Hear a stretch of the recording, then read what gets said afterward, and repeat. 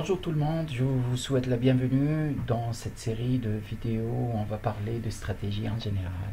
Ces réflexions en stratégie nous permettront d'essayer d'expliquer ce qui fait justement que certaines entreprises puissent bénéficier d'un avantage compétitif, durable, par rapport à d'autres entreprises.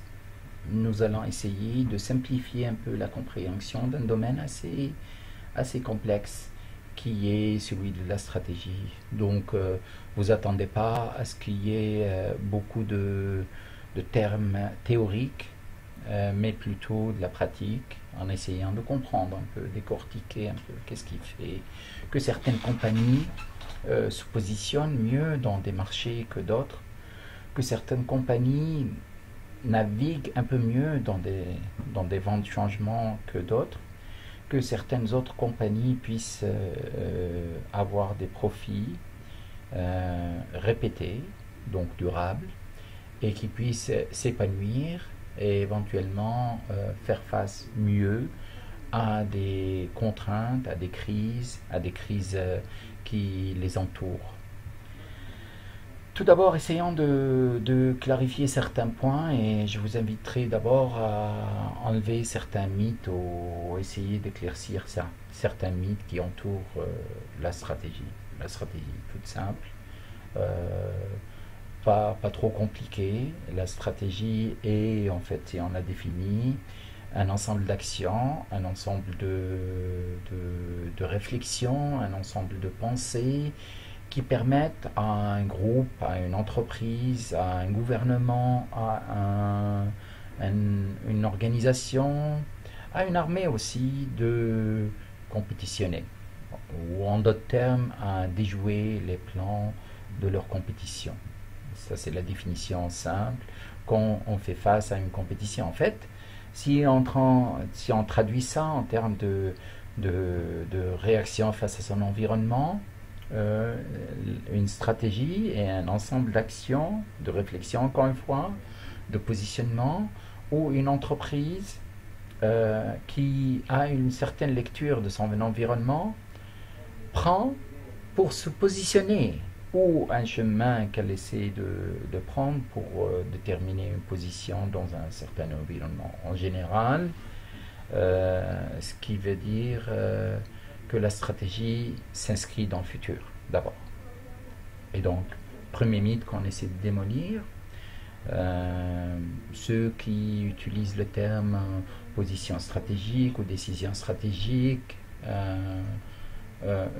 pour une décision, qui essaie de décrire une décision qu'ils ont fait dans le cours d'action comme une décision stratégique en général. Si on prend une décision qui ne s'inscrit pas dans le long terme, qui ne s'inscrit pas dans une vision, qui ne s'inscrit pas dans une démarche stratégique, donc long terme, n'est pas une décision stratégique. Donc, premier mythe qu'on va démolir. Deuxième mythe qu'on va démolir, la stratégie est un concept assez compliqué, qui est hors de portée de la plupart des employés de l'entreprise, et c'est pour ça qu'on essaie d'éviter, ou on évite en général dans les entreprises, ce qu'on voit du moins, on évite de la partager avec tout le monde. Ça, c'est un concept complètement erroné.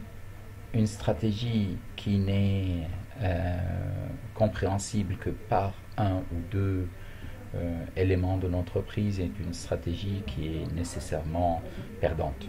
C'est-à-dire une stratégie qui n'arrive pas à être communiquée, qui ne peut pas être communiquée, et probablement une stratégie qui n'est pas très bien articulée, qui n'est pas très claire et donc très difficilement exécutable. Donc, deuxième mythe qu'on enlève aussi, c'est que la stratégie n'est pas un élément compliqué, même si la démarche elle-même est assez élaborée. Mais l'output, le résultat, devrait être quelque chose d'assez clair qui puisse être compris par la plupart des employés d'une entreprise. Et notamment pour s'assurer de son exécution, cette stratégie doit être communiquée à la plupart des employés. Troisième mythe aussi que je veux essayer d'articuler ou de présenter, c'est que nous penserions qu'une stratégie très bien articulée, donc très bien préparée, est le garant du succès d'une entreprise. En fait, une stratégie qui n'est pas exécutée est une stratégie en fait qui ne peut pas être gagnante. Donc c'est une stratégie probablement qui serait perdante. Le fait que le leadership d'une entreprise déclare des intentions stratégiques ne garantit nullement l'exécution de la stratégie. Nous le savons, enfin nous l'avons vu dans toutes les entreprises que nous avons observées. Il y a plein de stratégies qui étaient très bien faites, mais où on n'a pas pu, pour une raison ou pour une autre, pour par exemple le fait qu'elles ne soient pas assez claires, pour le fait qu'elles ne soient pas assez adaptées, ou par le fait aussi qu'on ait limité sa communication à son exécution, ou à la limite qu'elle n'est pas adaptée à l'environnement local de l'entreprise, des stratégies bien élaborées dans des tiroirs, ou pire, dans des poubelles. Quatrième mythe que j'essaie de démolir, c'est que l'environnement étant en général imprévisible, que nul ne peut garantir en fait le futur, nul ne peut être garant de ce qui va se passer dans le futur, la stratégie ou développer une stratégie est en général un acte de luxe que certains n'ont pas le loisir de se permettre. Ce mythe est facilement indémolissable par certaines réflexions d'auteurs qui vont te dire que en fait, si on n'a pas de stratégie, si on n'a pas de vision, on va aller nulle part. Ou à la limite, on va atteindre des résultats hasardeux ou au hasard. Donc, ça c'est un mythe qui en fait est utilisé par beaucoup pour éviter justement la réflexion ou l'effort en amont de développer une stratégie ou une ligne de réflexion ou une voie pour le travail. Un autre mythe que j'essaierai de démolir aussi, c'est qu'en fait, la stratégie se limite à développer une mission, développer une vision d'une entreprise et développer les objectifs stratégiques. Et qu'éventuellement, ce genre d'activités se font au départ de l'entreprise et après, il y aurait très rarement une revisite ou une révision de ces stratégies. Bien sûr, vous comprenez que ceci, ce n'est pas possible. Le monde est changeant. Et donc, une bonne stratégie, c'est une stratégie qui s'adapte au changement de son environnement. Maintenant, il y a plein d'autres mythes qu'on aura le loisir de développer dans les prochaines vidéos, mais essayons rapidement de résumer ce qu'une stratégie permet à une entreprise. Et je vais simplifier un peu la démarche stratégique ou la démarche de développement d'une stratégie. Alors, ce qu'on disait tout à l'heure, c'est qu'une stratégie est un ensemble d'actions, de réflexions, de pensées, de chemins qui permettent à une entreprise ou bien de se positionner dans un certain environnement qu'elle lise, ou bien ou de suivre un chemin pour parcourir, arriver à un certain résultat. Ceci demande qu'on puisse comprendre que l'entreprise a trois caractéristiques qui sont importantes, que l'entreprise puisse avoir une lecture correcte de l'environnement, mais pas nécessairement dans le présent seulement. Elle doit comprendre son positionnement dans le présent et une lecture de la position qu'elle voudrait avoir dans le futur. Donc, une bonne lecture de son environnement dans le futur. Et on verra certaines techniques qui sont assez connues pour justement faire une lecture d'un environnement. Donc premièrement, une bonne lecture de son futur. Deuxièmement, une fois on a une lecture d'un environnement dans le futur, une position désirable ou souhaitée d'une entreprise. Donc là, l'entreprise doit se décider d'une position qu'elle voudrait avoir dans le futur. Donc ça, c'est la deuxième étape qui est extrêmement importante. Donc ce qu'on appelle à certains moments une ambition. C'est quoi l'ambition de l'entreprise? Où est-ce qu'elle se voit dans le futur? Troisièmement, une entreprise doit être doit avoir une parfaite maîtrise de sa position actuelle et de ses capacités.